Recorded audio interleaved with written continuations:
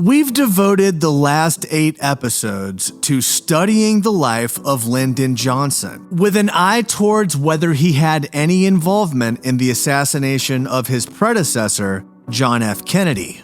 In this episode, we review all of the remaining claims against Johnson that we have not yet addressed, and then summarize what we know about Lyndon B. Johnson's role in the assassination of President Kennedy. In Dallas, Texas, 3 shots were fired at President Kennedy's motorcade in downtown Dallas. The first reports say that President Kennedy has been seriously wounded by this shooting. The flash, apparently official, President Kennedy died at 1 p.m. Central Standard Time.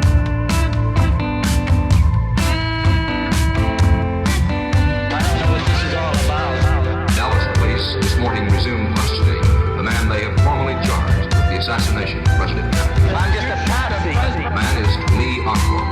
Was Oswald acting alone, or was he a member of a conspiracy? The mission answers, he acted alone. I'm working.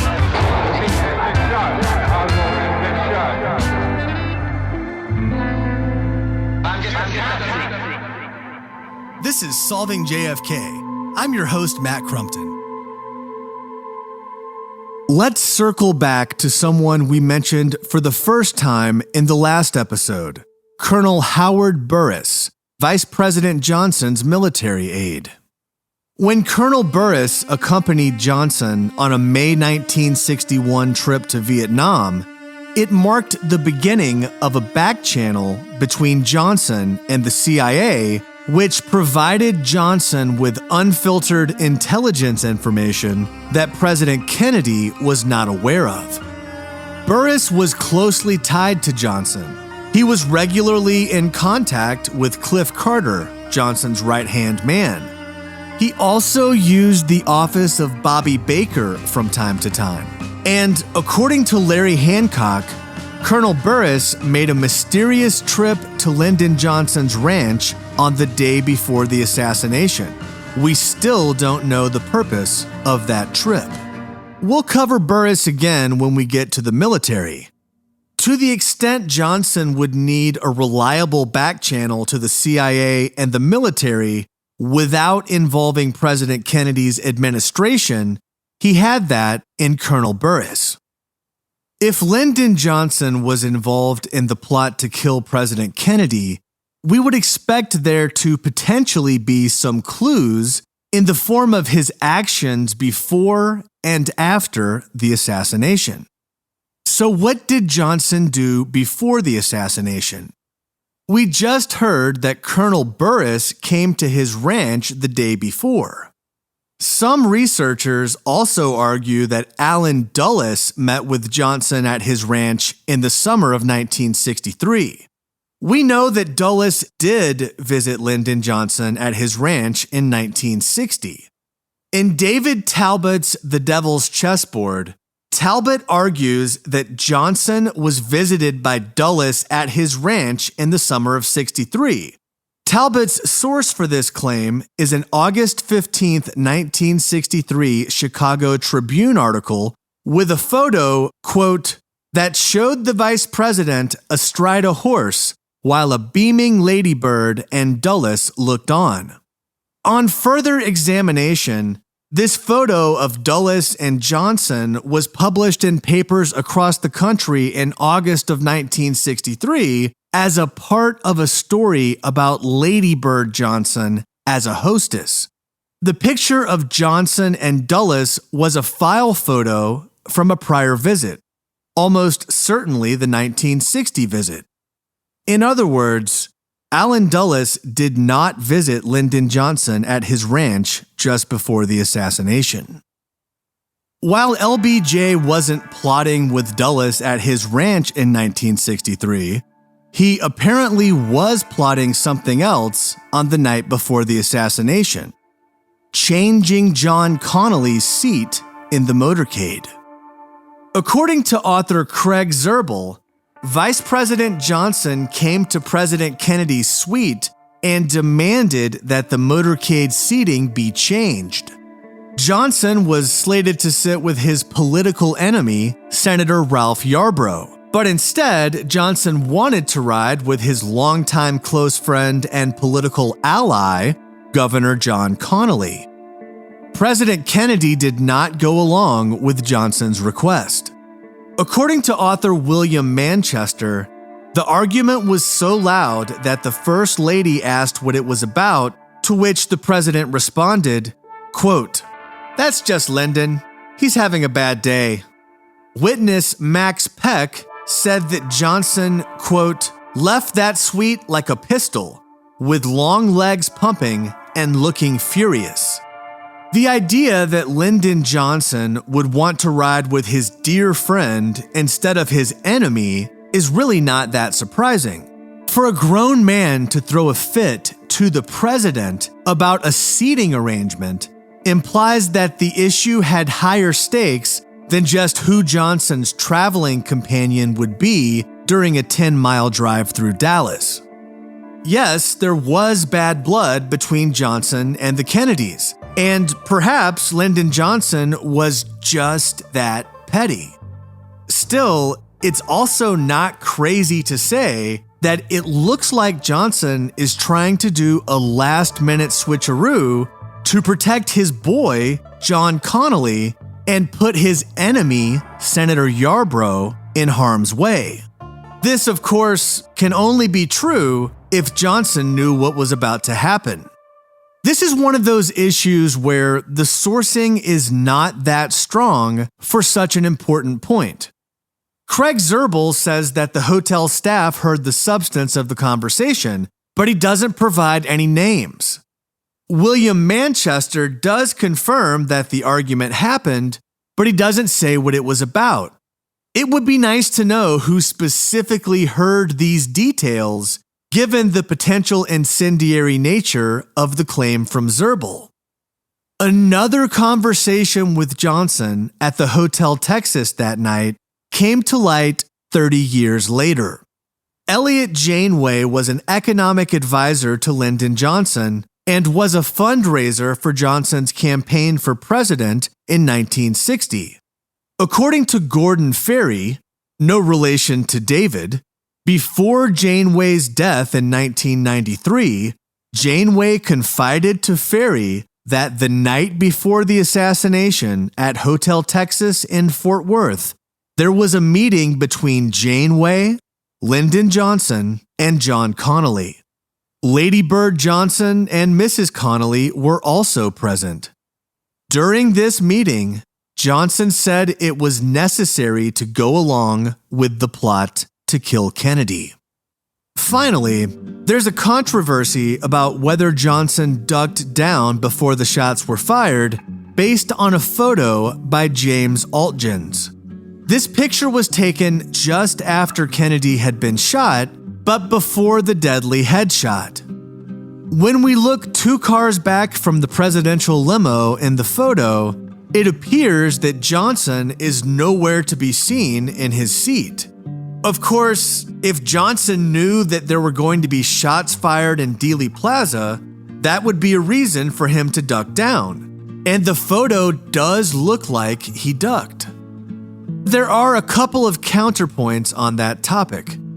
First, the picture was taken after at least one shot had already been fired. So it's possible that Johnson did duck, but he was simply reacting to the gunfire. Although, as you can see from the photo, most other people did not assume that it was gunfire, but you can see people looking around to see where the sound came from. The other issue is that, according to Jim Mars, he interviewed Senator Ralph Yarborough, who was in the car with Johnson, about Johnson ducking down. And Yarborough told Mars, quote, "It just didn't happen. It was a small car. Johnson was a big man, tall. His knees were up against his chin as it was. There was no room for that to happen." We talked about LBJ's actions before the assassination, but what did he do immediately after Kennedy was shot? There is some evidence that Johnson was worried about a larger conspiracy in the aftermath of Dealey Plaza.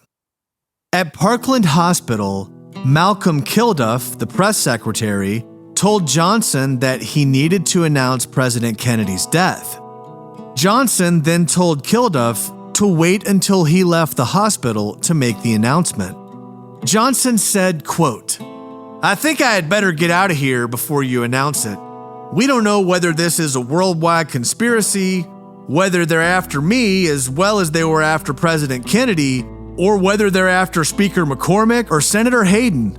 We just don't know." Johnson similarly told biographer Merle Miller, quote, "I asked that the announcement be made after we had left the room so that if it were an international conspiracy and they were out to destroy our form of government and the leaders in that government, that we would minimize the opportunity for doing so." Although Johnson said that he was worried about an international conspiracy, there is no record of him attempting to contact the National Command Center, the White House Situation Room, the Joint Chiefs of Staff, or the Secretary of Defense. If there really was a threat, Johnson's actions did not reflect that. Navy Admiral Tazewell Shepard briefed Johnson when he returned to the White House from Dallas. Shepard said, quote, "There was no sense of an imminent nuclear war upon Johnson's return. The fact that Johnson was saying that he feared an attack but was taking no actions to stop such an attack suggests that he was either incompetent, perhaps choking under the pressure of the moment, or possibly that he did not actually believe that an international conspiracy was happening."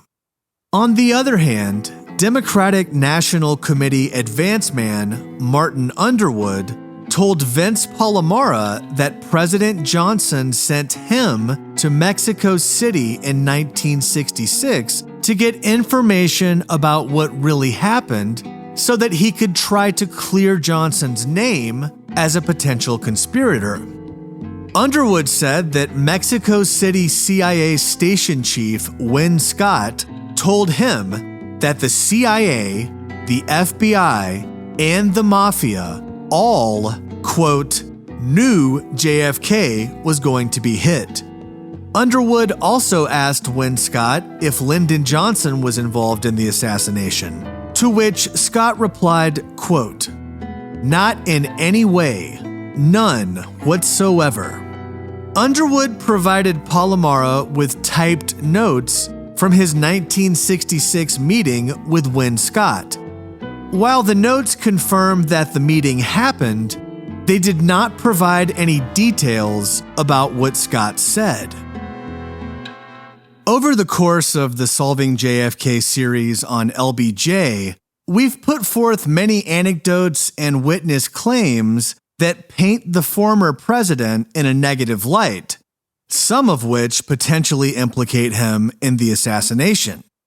I'd like to now quickly lay out a few additional arguments for Johnson's involvement in the assassination that we have not yet discussed. First, the biggest enemy of the United States thought Lyndon Johnson was the chief conspirator.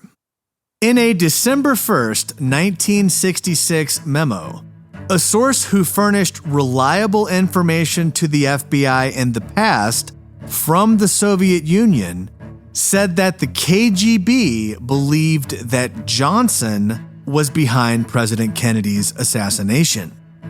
Soviet Communist Party officials, quote, believed there was some well-organized conspiracy on the part of the ultra-right in the United States to effect a coup.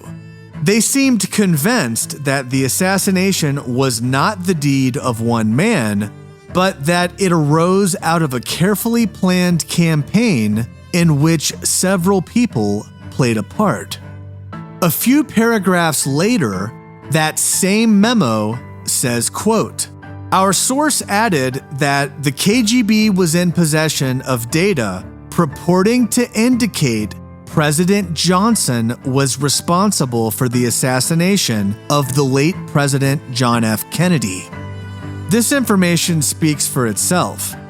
We can't easily dismiss some level of involvement from Johnson when even the KGB thinks he did it. Next, we have Jack Ruby on tape apparently implicating Lyndon Johnson in the crime. Ruby tells a reporter that if Adlai Stevenson were the vice president, the assassination never would have happened. Here's the recording. Mention about Adlai Stevenson, if he was vice president, there would never have been an assassination of our beloved President Kennedy. Would you explain it, Grant? Well, the answer is the man in office now. Now, this recording of Ruby could be taken to mean that the plotters disagreed with Adlai Stevens' politics, but they agreed with Johnson's. Or, the more sinister interpretation is that Johnson was the one behind the assassination. What about the opinion of Jackie Kennedy? According to entertainer Eddie Fisher, his one-time girlfriend, Pam Turnier, who was the press secretary for the First Lady, told him that Jackie Kennedy told her on the flight from Dallas back to Washington, quote, "Lyndon Johnson did it." This is one more nugget of hearsay that would not be admissible in court, but is interesting nonetheless. Attorney Morris Wolf worked on civil rights legislation in the Kennedy administration alongside Bobby Kennedy. After the assassination, Wolf went on to work with Senator John Sherman Cooper on getting the Civil Rights Bill passed. In that role, he ended up spending a lot of time with Senator Cooper when Cooper was on the Warren Commission. Wolf says that Senator Cooper told him the following about the Warren Commission. Quote, "They want to bury the truth under a pile of stones. I think Lyndon Baines Johnson was involved in the planning and execution of Kennedy's death." We also have the claim of longtime CIA officer E. Howard Hunt that Lyndon Johnson was at the top of the hierarchy for the planning of President Kennedy's murder. Hunt is an important figure in the case overall, and we'll be coming back to Hunt later to cover his career and claims in depth. To make a very long story short, at a time when Hunt believed that he didn't have much time left to live due to his failing health, he made a confession to his son, St. John Hunt, about the identity of the planners of the assassination. At the very top of the list, Hunt put LBJ and then drew a line to Cord Meyer, who was in charge of covert action for the CIA. From there, Hunt also implicated CIA officers David Atlee Phillips, Bill Harvey, and David Morales, as well as Frank Sturgis, Antonio Veciana, and a French gunman on the grassy knoll. Hunt said that he was just a bench warmer in the assassination plot. While Hunt's statement may be self-serving and incomplete, it is, at a minimum, worth noting that a former high-level CIA officer puts Lyndon Johnson at the top of the conspiracy. So where does that leave us? Remember, we already determined that Johnson was involved in the cover-up of the assassination after the fact due to the phone call with Hoover on the day after the assassination, where Hoover tells Johnson about an Oswald imposter in Mexico City. The audio from the full phone call was intentionally erased, but the part of the transcript that remains makes it clear that Johnson was aware of the Mexico City Oswald imposter issue and never brought it up again, even though he used that same Mexico City meeting where Oswald was impersonated to pressure Earl Warren and Richard Russell to join his presidential commission to review the assassination. So LBJ was complicit in the cover-up. But what about the assassination planning? Let's apply the classic investigatory technique of the means, motive, and opportunity test to see where Johnson objectively ranks as a suspect. First, we turn our attention to whether Johnson had the means to order the assassination. We now know that the Assassination Eve Murchison party almost certainly did not happen, and that Mac Wallace's fingerprint was not found on the 6th floor. However, the audio tape presented to the world this year by Billy Sol Estes' grandson, Shane Stevens, does complicate matters. Just when I was ready to rule out Mac Wallace's involvement, this tape comes in and revives the possibility that Wallace was somehow involved, if both the tape and the substance of what is being said are legitimate. I also think it's possible that Estes was recording a false story for the tape to implicate Mac Wallace and to protect Henry Marshall's real killer. But whether or not the tape is authentic, I don't see any possible way that Mac Wallace planned the assassination overall. Certainly not in the way Billy Sol Estes and Cliff Carter are implying on the tape.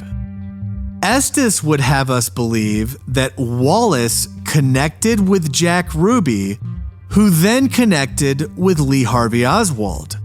But that doesn't address what Oswald was doing in the Soviet Union, or New Orleans, or Mexico City. Are we to believe that Mac Wallace set up the Mexico City trip? Did Wallace procure an Oswald imposter to talk to Kostakov at the Soviet embassy? The answer to all of these questions, for me, is a resounding no way. There is no credible evidence, in my view, to support Mac Wallace as the planner of the assassination. Now, outside of Mac Wallace, did Johnson have the means to control the assassination? Potentially, yes. He had relationships with military generals and the CIA through Colonel Burris. He also had relationships with intelligence agencies from his time in the House and Senate, not to mention his personal friendship with ousted CIA Director Allen Dulles. So is it possible that LBJ set the plot in motion? I believe it is possible. It's just that we don't have any direct evidence for it. Still, if Johnson was involved, and if the assassination was successful, as it ended up being, Johnson would have the means to control the investigation and a compliant J. Edgar Hoover to help.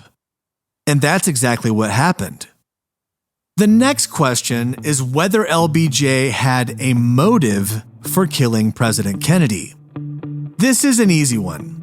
Aside from achieving his lifelong goal of becoming President of the United States, Lyndon Johnson had other strong motives to get rid of JFK. In the fall of 1963, the walls were caving in around Johnson. The Billy Sol Estes investigation and the Henry Marshall murder sullied Johnson's reputation. The Bobby Baker investigation would have led to Johnson's arrest, according to Life magazine editor James Wagenvord.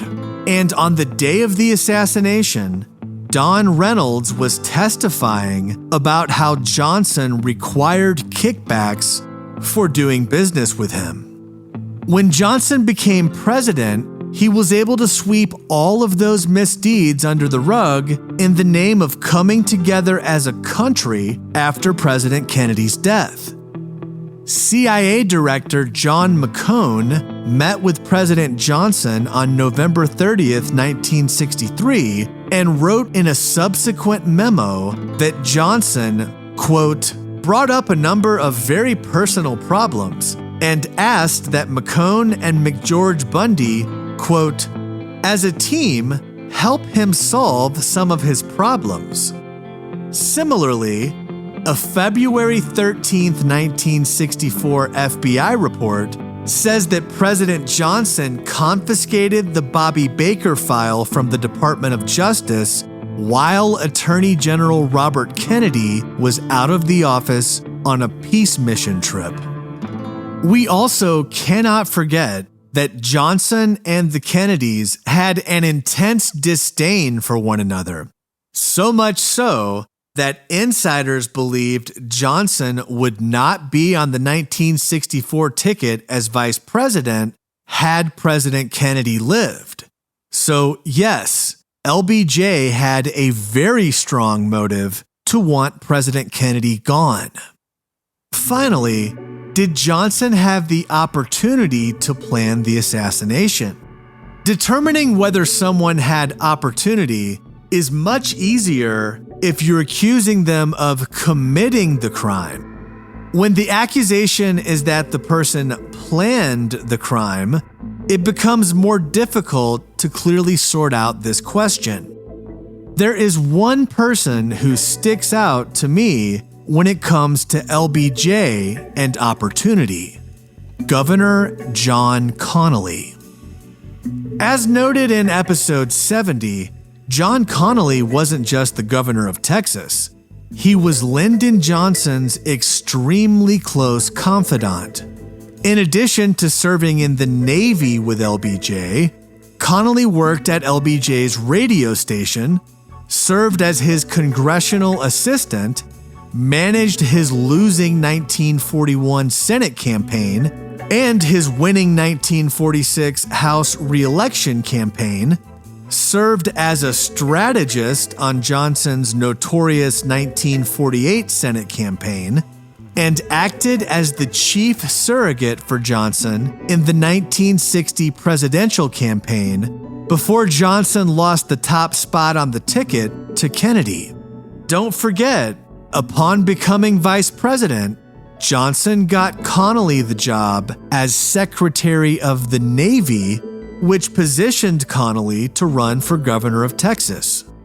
I point out how close Governor Connelly's relationship was with Johnson because it was John Connelly who insisted that the trademark be used for the site of Kennedy's speech.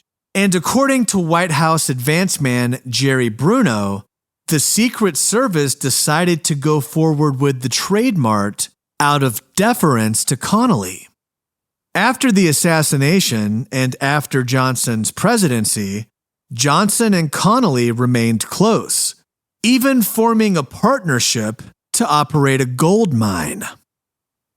In conclusion, I find that Lyndon Johnson, with the assistance of J. Edgar Hoover, covered up the assassination after the fact.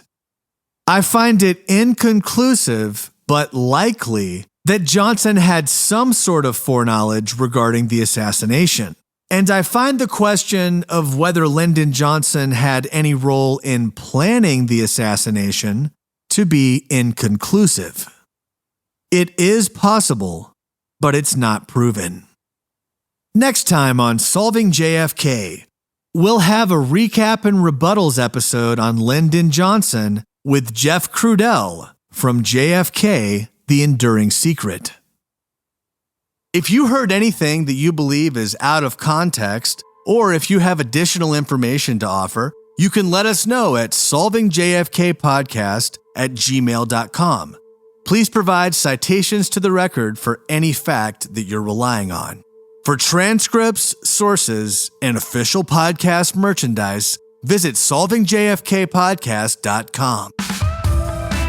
Thanks for listening. Visit solvingjfkpodcast.com for more information. I'm just a fantasy.